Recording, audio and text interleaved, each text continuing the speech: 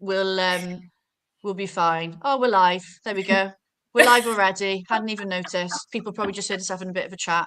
Right, Yeah. welcome back to Recruitment Uncensored, everybody. It's me, Kate, and I've got a different guest on with me today. I've got Rita Vickers, who, and this is what we were just talking about. How shall I introduce her? She's founder of Rita Vickers Recruitment and Rita Vickers Coaching. But today we started having a little bit of a chat about this in the green room. So I'm excited to probe you more on this today, Rita. And you will get a fully recruitment uncensored out of the both of us today. There's going to be no uncensored talk at all on this. Busy desk, poor fills, what's actually going wrong? So I'm going to just jump into my questions in a bit. But what I will say is, if you're watching, any questions you've got for Rita, anything that you want to give your point of view on, if you disagree with us, if you agree with us, get involved, whether you're watching on YouTube or LinkedIn, and check it in the comments, and we will cover off as much as your comments as we can. But yeah, let's get stuck in. So first thing I wanted to ask you, Rita, and this was something we had started talking about a little bit in the green room, wasn't it? Why has taking every job become the default in recruitment? And also, why is it failing? Why is it like not working? So I don't know about you, but every agency that I've worked with, there's always been that kind of mentality and fear-driven culture. So you need to get your jobs on, you need to get more jobs, call. And that is it. That is what we're drilled to do. So it's all very KPI based. There's no kind of results based. Most recruiters and most directors don't give a shit about clients. They will just be like, get the roles on, get the roles on. The more jobs we have on the job board, the higher the chance of filling it. So there's lack of specialization. You're basically moving from a specialist desk to a generic or a generalist desk. You're trying to get on every job. You're discounting, like we touched on earlier in the green room, just for the sake of getting that yes from that client. You're discounting your services, which is then turning the rest of the decent recruiters, well, it's basically devaluing them, should I say. So it's more, I think it's a mentality. It's a sales-driven, old-school mentality. It's always been a numbers game, but it's just... People say that a lot, don't they? It's a numbers game. It's a numbers game. Yeah, and the recruiters have been trained to believe this, and it's still going on. It is still going on. Like, you see some recruiters with shitloads of jobs. Can they fill them? No. So what's the point in taking them on then? What impression are you giving to the client? Yeah, that's the problem.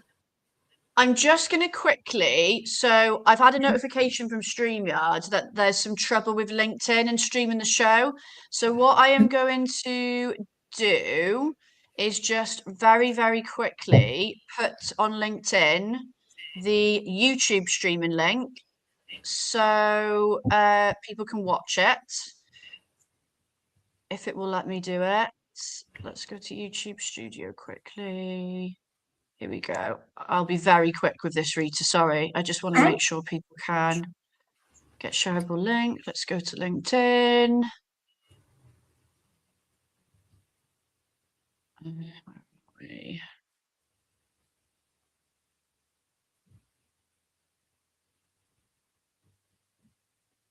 The joys of tech, and this is what happens when you do things live. You've got to deal with it live. Yeah, I don't think it's working on here. Let me just leave a comment on the events. Well, at least you look calm and collected. You're not flapping about. Inside, I'm dying. This has never happened to me before. In all the 3 years I've done the show. Link to stream on YouTube as problem. You should have known by getting me on, something would have happened. Yeah, what are you doing to me, Rita? Yeah, sorry. There we go. I've put it on now. So that should be fine. Yeah, what you were saying then about it's a numbers game. So I can see why people say it, right? Because particularly when you've got a team of consultants that won't do BD, don't do business development, they sort of do it to try and get them to be active, because it's like, well, the more people you call, the more clients you win. But then it creates, I say this a lot, if you're only focusing on the numbers as in the KPIs, they're outcomes. And if you only focus on that, they're just going to be focused on hitting that and not looking at the quality within it. Exactly. So you're focusing on, so the whole hiring circle just it is decreased. There's roles aren't properly qualified. You're not shortlisting properly. You're not getting quality candidates. You are literally trying to send CVs out just for the sake of it, just because you're targeted on sending CVs out because you've got those roles. There's no exclusivity. There's probably they're probably not even decent roles, to be honest. They're probably really, really bad roles. And more importantly, if you're one of several recruiters working on the same role, there's no urgency from the hiring manager. They're just going to be like, whatever, you can all fight amongst yourselves and whatever. So, yeah, or you know, terrible fees, yeah, or salaries not exactly. realistic, or whatever. So I do know why. I can see why people say that whole numbers game thing, and they're very focused on like, we need more activity, we need more roles coming in, but then people get very blinded by just achieving that number over, oh well, actually, because Quality. one of the biggest conversations I have to have with consultants is that not every business client, whatever you want to call them, that you contact is going to be worth working with. You have to qualify No. them like you would a candidate. Yep, 100%. Like I was telling you earlier, I got approached by I was speaking to two clients, and they were more concerned about the fees than anything. They want a discount. Now, if you're going to be working with me, I don't care how good the role is. I'm not going to give you a discount because you're getting that quality. You know, I don't want to be working with several other recruiters either, but I don't push exclusivity either. So I'm very selective with who I work with. Yeah, they just got to be decent and they've got to want to actually talk to me. But a lot of individuals that are just pushing out roles left, right, and centre, they'll be like, oh, give it to me for 5%, give it to me for, I don't know. I know recruiters that work off a flat fee of like 800 quid per role, 900 quid per role. What the hell is that saying about the recruitment industry? The thing is, like, people moan, oh, you know, clients don't want to pay us enough, rates are crap, blah blah blah. But I think, look, this is partly our issue we've created. We don't. Yeah. We market ourselves as a bums on seats or job filling service. We do way more than that. Like, that's why you Yeah. won't budge on your fees, Rita, because you know you provide a service and it's not just the candidate. You do a lot Yeah. more than that. But I know this is some consultants, when they're newer to recruitment in particular, they don't know they do more than that. Even though they do, you ask them, what is it that you do? Well, I find people, I fill jobs, I find candidates. I'm like, yeah, what else? I don't know. So it's Well, like, you need to know, you know, that it's partly our fault that clients see us as only one thing, and therefore the only negotiation tool is, how cheap can I get you?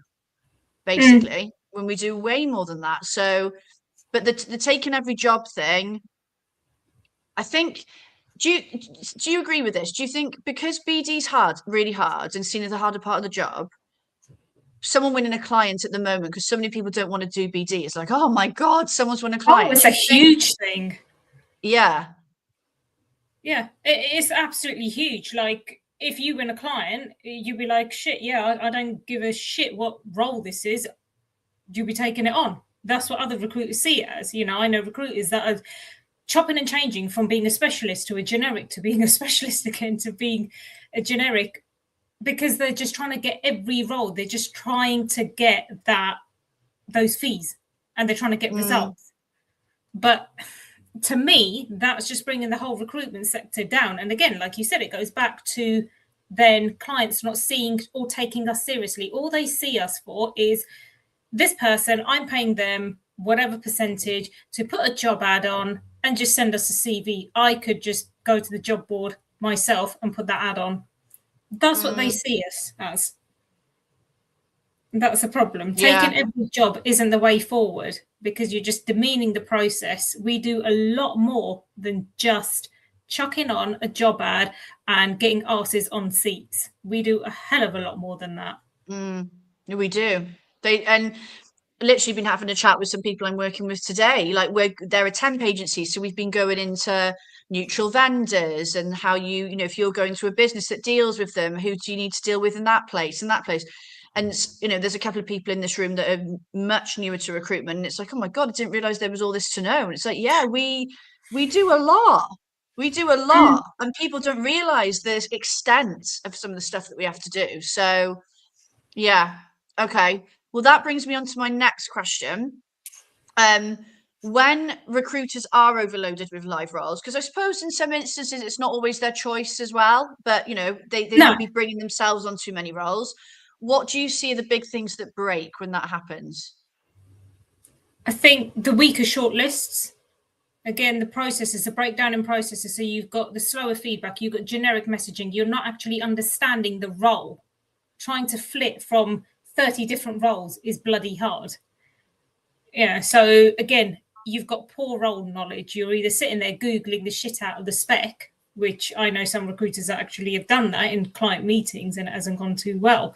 Or you've got the delays. You don't know what you're talking about. There's less consultative processes as well. So you're more, I would say you're more reactive, you're more generic, you're not really selling in your services when it comes to the client delivery side of things. And of course, burnout, because you're constantly firefighting. You know, I've worked in agencies that were just like, right, you need to get on the phones and literally from 10 till 4, you need to get on the phones and you need to get 5 jobs on minimum a day. Minimum new clients. This is what I want from you. There's Yeah. no way you can even manage that, really. No, we had to make calls of, because all our calls are monitored. It was a tiny little office and literally everything was being heard. And I swear I used to make between about 80 to 100 calls a day. And it used to be painful, absolutely painful. And I used to get so told off when I used to be honest and open and be like, yeah, I don't actually want to take this role because I don't know what the hell this is. But like, no, just take it. And again, this is where it all breaks down. So yeah, you know, you get that anxiety. This is why so many people quit recruitment, because they can't handle the shit that comes with it. There's burnout, there's anxiety, there's all sorts behind the scenes. Yeah. So the thing is, I think the key point there is what breaks when recruiters are overloaded with live roles is not just the fact that not all of those roles will get filled. Yeah. Also, the recruiter themselves might break as a Yeah. person. 100%. Absolutely 100%.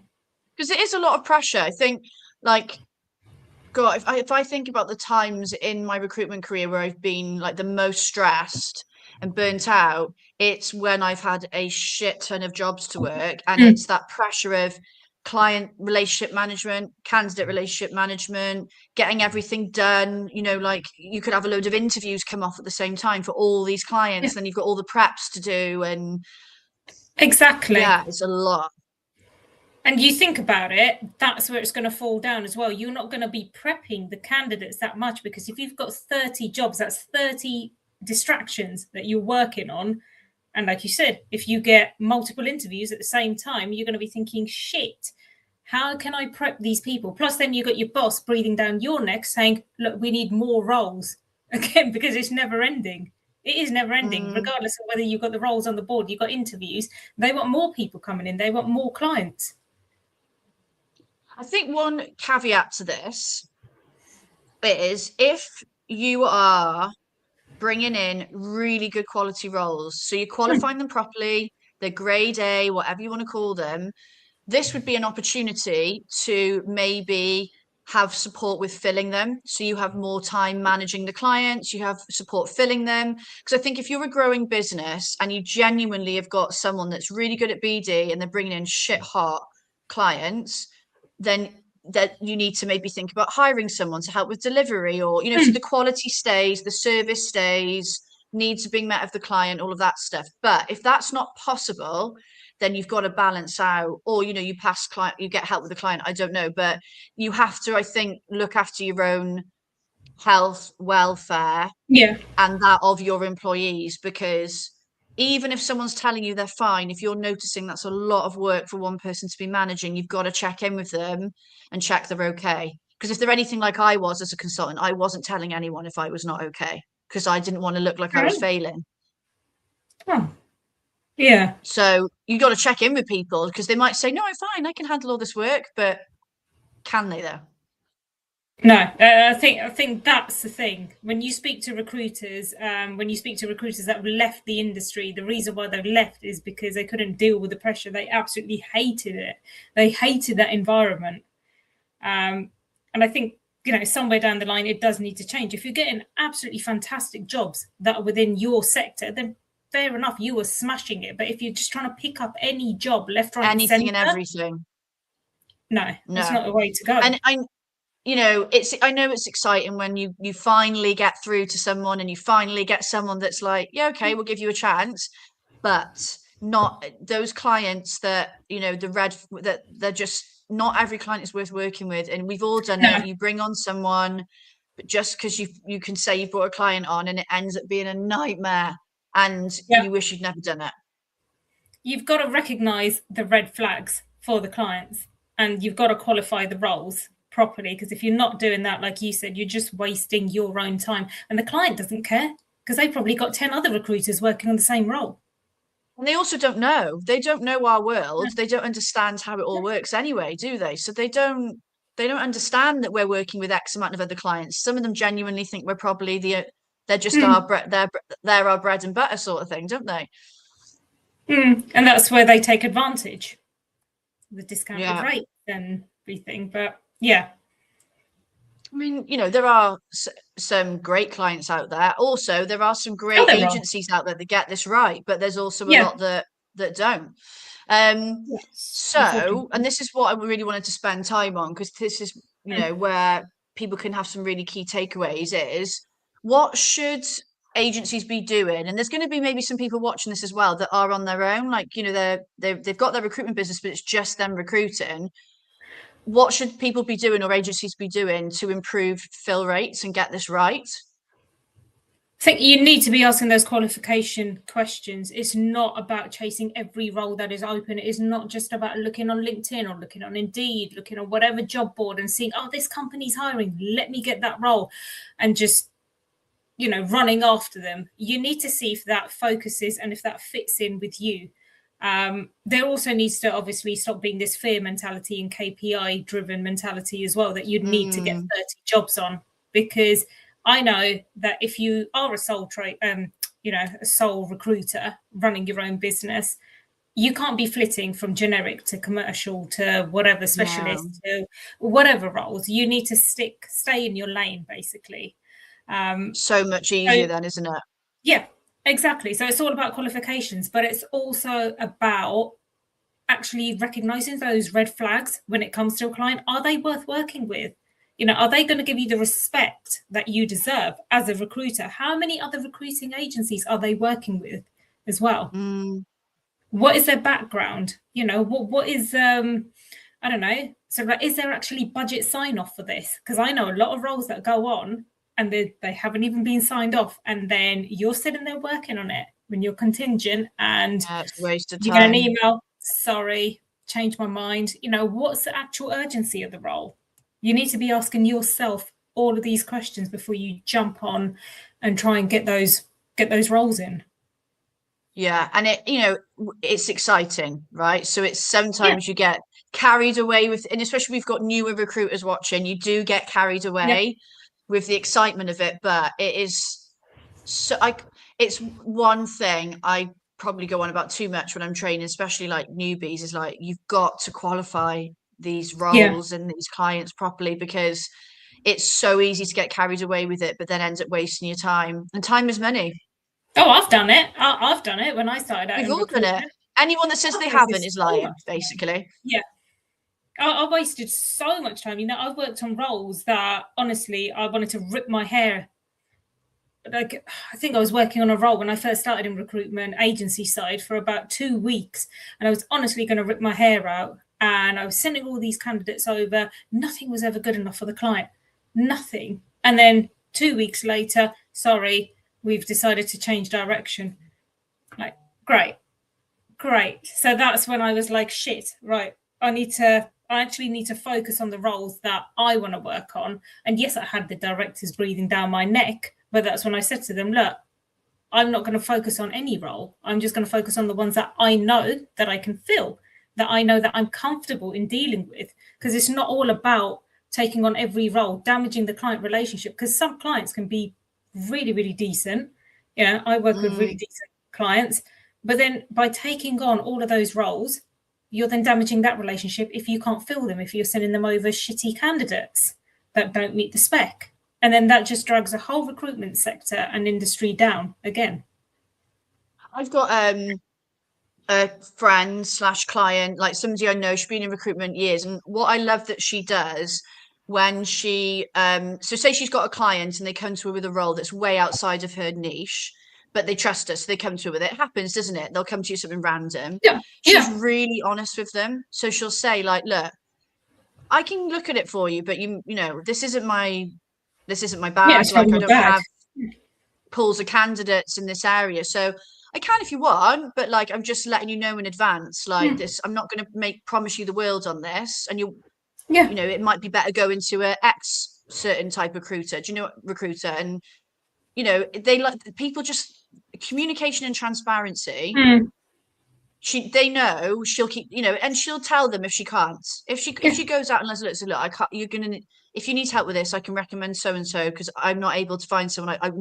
Because you're not wasting anyone's time, and they know. No, but then you're building credibility as well. That's the thing, because then she is building credibility because they're thinking, you know what, she's honest, she's decent, she's honest, she's not selling me a false dream saying that she can fill it. Yeah, and I think that's which is again what happens a lot. So I know this is a question outside of this, it's related, obviously. If you, because you know, if you if you in your agency now had a team, 1 or 2 consultants, and you had a problem with the you know, that if you could see they're just taking any job here, they're just taking any job, like again, to help improve fill rates, what would you because what would you recommend someone watching that's having that happen to them? I would say focus on their specialisms. If you've got different individuals working that are, I don't know, one's good at sales, for instance, one's good at engineering, focus on those jobs. Stop trying to get the engineering guru to focus on sales jobs or, I don't know, sort of like warehouse jobs. You know, this is where, and again, you've got to talk to your employees. You've got to find out what they're good at. People get into recruitment because it's all about sales. Yeah, exactly. But the thing is that what really excites you? What kind of job specs do you think, shit, I really want to get into that. I really want to fill that. And what job specs do you just look at and think, oh God, no, I don't want to do that. So speak to your employees and just find out what they're good at, what excites them and what they want to work on. And if they can, you know, focus on those roles, absolutely fantastic. Stop trying to chase everything. Do you know, that's brought me back to a conversation a manager had with me definitely in my first few months in recruitment, because I got started by doing IT and then I got moved on to engineering. They were sort of letting me test the different desks, and they asked me, they were like, what have you preferred? Like, what have you had more fun doing? And I was like, engineering. And they were like, okay. Because I was going to do better ultimately in the thing I enjoyed doing more of. Yeah. And I liked that. Because I thought I wasn't going to have a choice. I thought I was just going to be told, you're doing this. Well, that's really good, though. And I think that needs to be adopted across more agencies, because I never got the choice. I was just told. A lot of people don't. Well, I mean, I suppose if you're going into a really niche agency that's already really niche, you're not going to. But I mean, you would know that going into it anyway, wouldn't you? But if there's different sectors that the agency covers, it's worth, if you get new people that are really new to recruitment, letting them trial each one and what do they prefer, if there's ultimately the space to do that. I know sometimes they'll hire for a particular desk, won't they? Well, yes, and that's fair enough. But like you said, if you're going into an agency and you've got that chance to actually think about what is it that excites you, what roles really get you going, then fantastic. You know, speak to your employees, take notice of what results they actually get. What are they filling? What roles are they most filling? And then focus on that. because Mm, it's going to be their niche. That is going to be your niche as well when you're speaking to clients. yeah. I'm going to come back to you for a top tip, which I'm looking forward to because we spoke about it in the green room.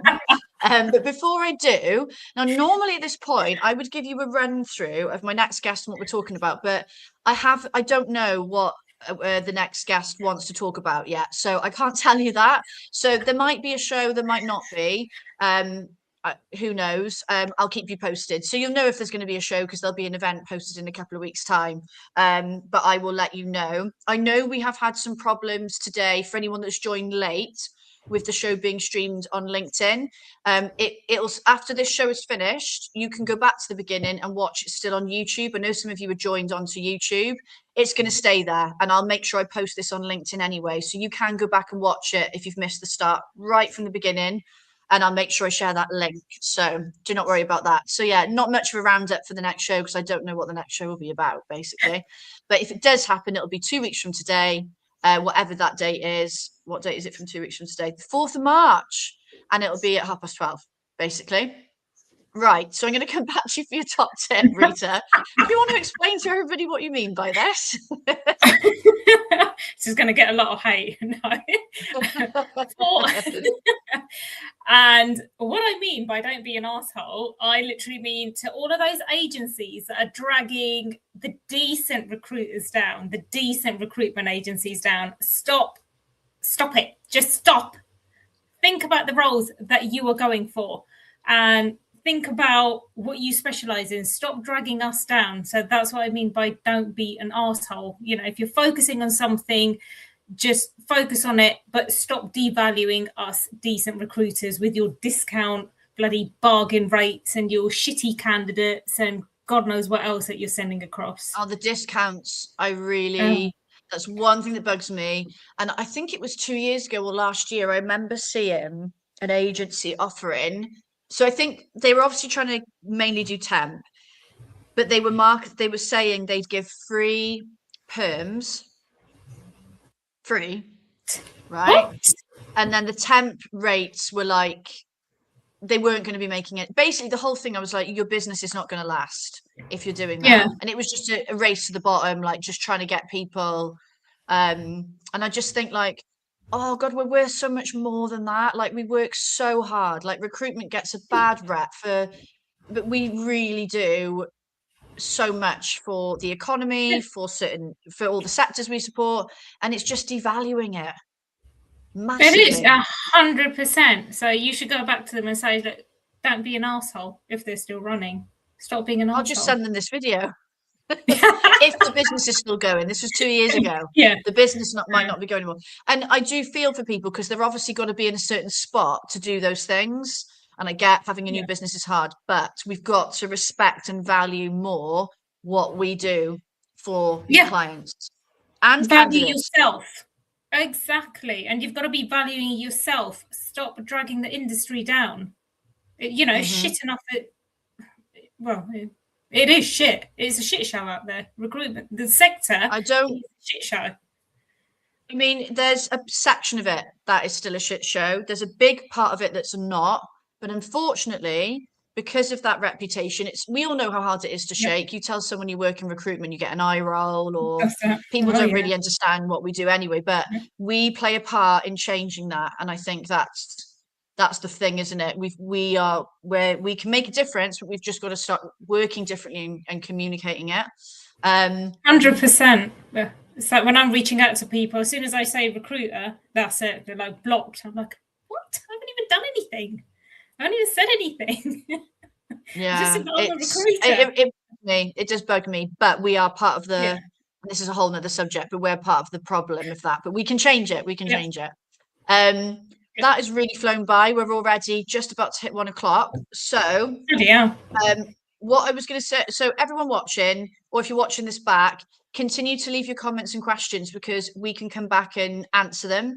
But if after watching this, there's anything you want to speak about to Rita directly, she's on the LinkedIn event, so you can connect with her really easily. she's a recruiter, right? So you're on LinkedIn all day, every day, I'm guessing, Rita. So Yeah. that is actually how we met through LinkedIn, didn't we? Yeah, we did. Yeah. Yeah, LinkedIn. So drop her a message, send her a connection request. As long as you're not an For asshole. as long as you're not an arsehole, don't be an arsehole. But anything recruitment wise, career coaching, definitely message her and connect with her. But hopefully you haven't had too much trouble watching today. Sorry with all the LinkedIn glitches. But the show will stay up live. Make sure I put the link everywhere, and you can definitely go back and watch it. But yeah, that is us done. Thank you so much for coming on as a guest today, Rita. Thank you for having me. Don't be an arsehole. I think that's a good way to end, isn't it? Yeah, why not? Don't be an arsehole. See you all soon, everybody. Bye. See ya.